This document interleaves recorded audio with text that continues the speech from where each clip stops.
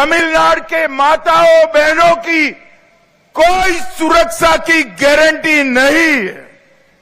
தமிழ்நாட்டிலே தாய்மார்கள் சகோதரிமார்களுக்கு எந்தவித பாதுகாப்பும் இன்று இல்லை। मित्रों, तमिलनाडु सरकार का एकमात्र उद्देश्य है स्टालिन जी के बेटे उदयनिधि को मुख्यमंत्री बनाना। தமிழ்நாடு அரசின் ஒரே நோக்கம் என்று சொன்னால் அது மு.க. ஸ்டாலின் அவர்களுடைய மகன் உதயநிதி ஸ்டாலின் அவர்களை முதலமைச்சராக்குவது மட்டும்தான்।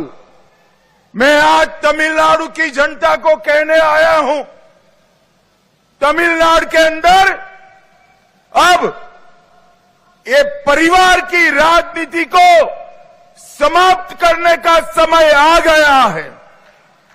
தமிழ்நாட்டின் மக்களிடம் நான் ஒன்றை கூறிக்கொள்ள விரும்புகிறேன், ஒரு குடும்ப ஆட்சி அதற்கு முடிவு கட்டியே தீர வேண்டும், அதற்கான நேரம் வந்துவிட்டது।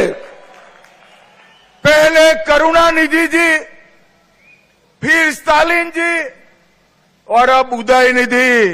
स्टालिन बाबू, आपका ये स्वप्न पूरा नहीं होने वाला है।